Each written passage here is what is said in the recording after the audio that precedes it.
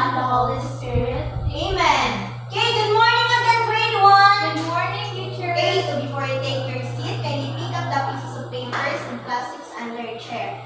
Okay, so now I'm going to check your attendance. Look to your left, look to your right. Is your seatmate present? Yes, teacher. Okay, so now I will call your name. So you will say present once your name is called. So Rachel Cansal. Present, sir. Okay, very good. Since everyone is present, clap your hands, please. Okay, so now I have classroom rules.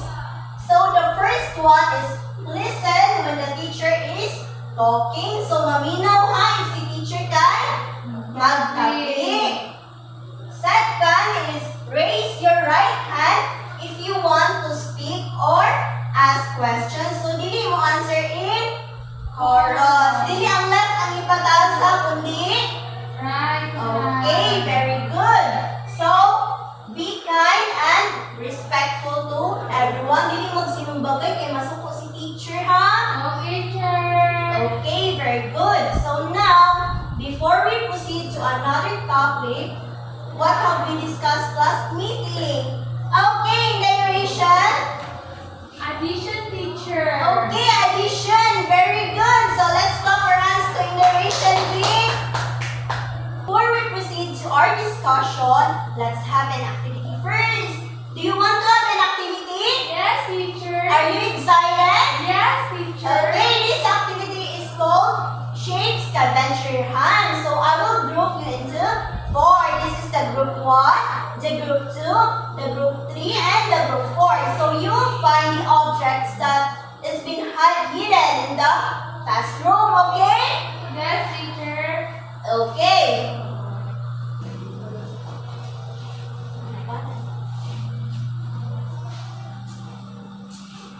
Nananapit, teacher.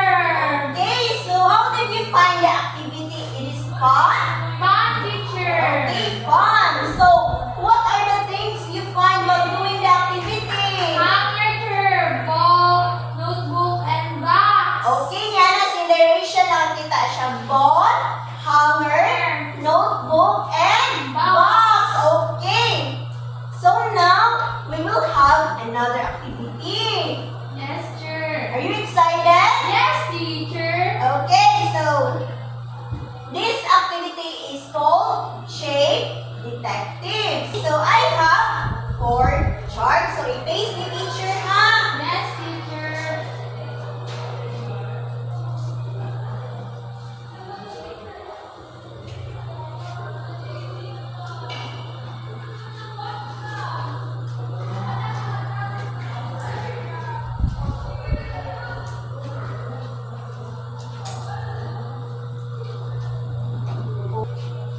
So I have here a box. So inside the box, there are different things. And all you need to do is to sort them according to their shape.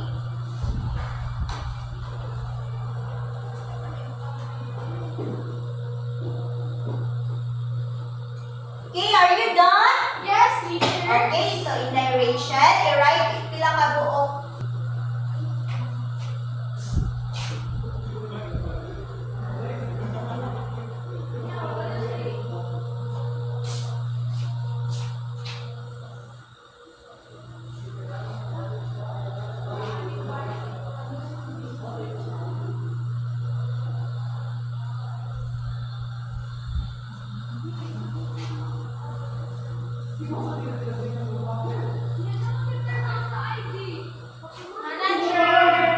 Okay, very good mananini narration. Alright, let's give her a very good clap. Do you know how to do the very good clap? No, teacher. No, so teacher will show it first and you need to follow. So 1, 2, 3, 1, 2, 3. Very good, very good, very good. Okay, let's do it together. 1, 2, 3, 1, 2, 3. Very good, very good, very good. So based on our activity earlier, I have a question. So which shape has the most object? Circles, sir. Okay, circle. So this one.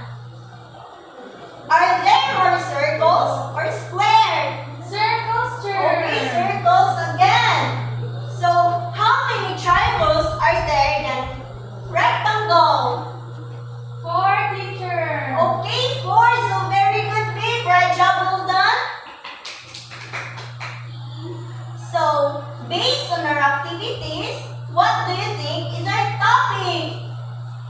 Yes, in narration. Shapes, teacher. Okay, shapes. Then let's find out if shapes ba gid ang topic.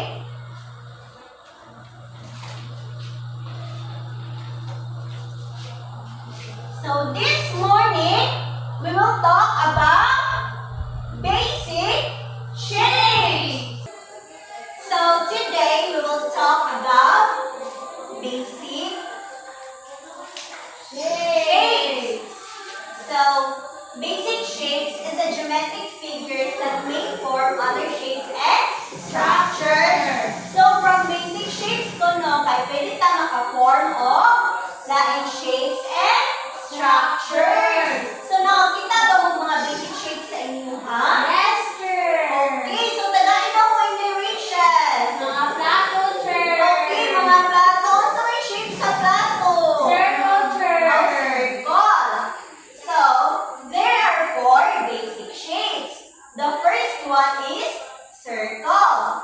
Circle is a round shape with all points the same distance. So, ang circle kuno is a round shape.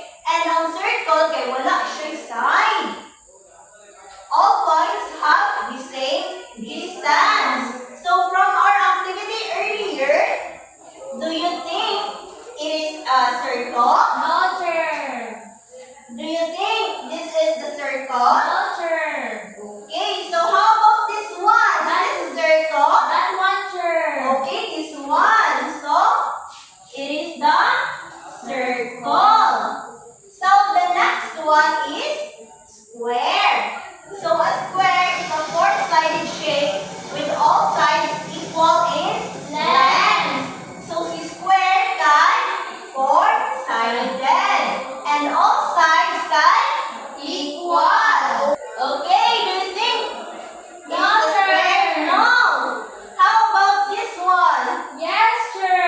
Okay, very good. So, this is the square. Okay, let's count the width.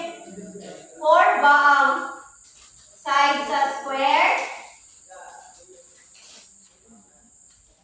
Let's count together. 1, 2, 3, 4. Ilang ka side ang square? 4. Okay, 4. So, the third one is rectangle. Rectangle is a shape with 4 straight sides and 4 right angles. So, same sila ni square. So, rectangle has two sides, the long and the short. So, the long sides called length and the two short sides called We. so, asa madapita dili si length B?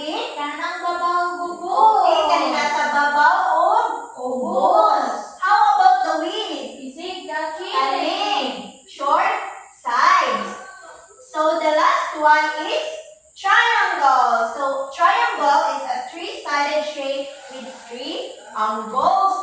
So, is this triangle? Yes, sir. Okay. So, let's count together, B. Three-sided was the triangle. 1, 2, 3. Okay, very good. Ka-bright mo na lang kung grade 1 oy. Okay, so, I will paste here some pictures.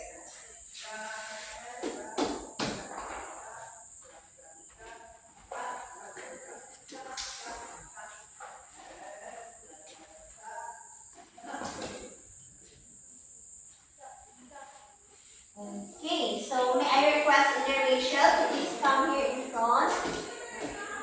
So you will identify what shape are they.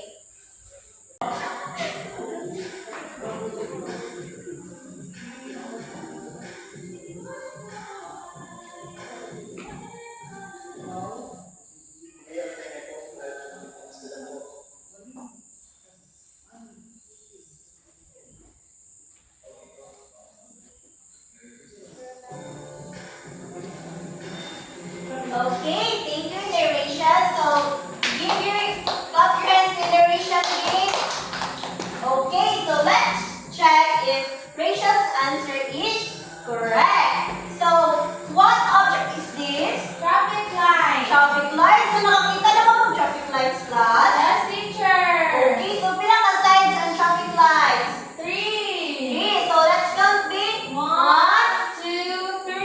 And if tulo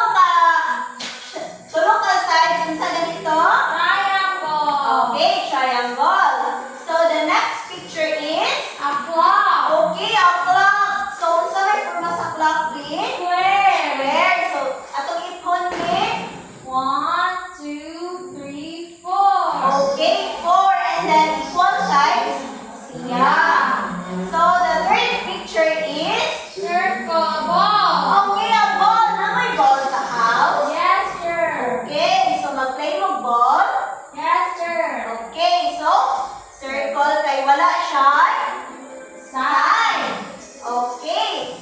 Last picture is Eraser. okay, an eraser. So do you have any eraser class? Yes, sir. Okay, atong ipon din pila ka sides eraser. 1, 2, 3. 3, 4. Unsa lang tawag? Rectangle. Okay, rectangle. So, inner ratios answer is correct. Very good, Anaoy.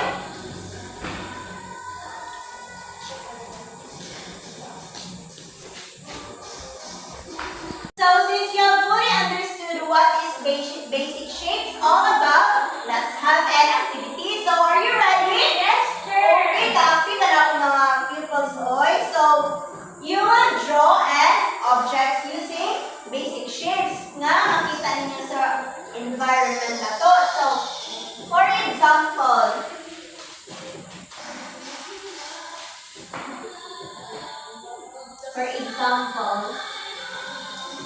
mag-draw na si teacher o sun. Kita mo ni sun? Yes, sir. Okay, ang sa nga shape? Circle. Okay, circle.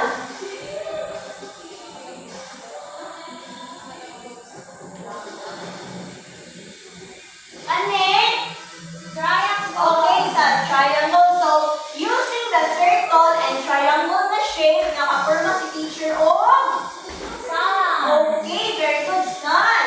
Another, maging mo si teacher o mountain.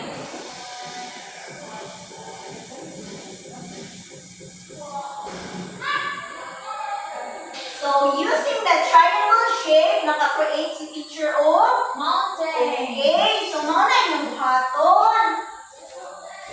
Okay, sir. Okay. So, tagaanta mo, 10 minutes. Done, sir. Okay, kapas-pasan na ako mga estudyante. Uy, ka-very good, yun anaoy. So now, I will give you another activity. So this activity is composed of 2 types of assessment. So the first one is matching type. And the second one is multiple choice. So for the test one, you need to match the pictures to their corresponding shapes. And for the test two, you will encircle the letter of the correct answer. Are you done? Done, sir. Okay, very good. So now let's check your answer. So, what shape is door? Rectangle. Okay, rectangle. So, everyone got the correct answer. Pakpakan din. For your assignment,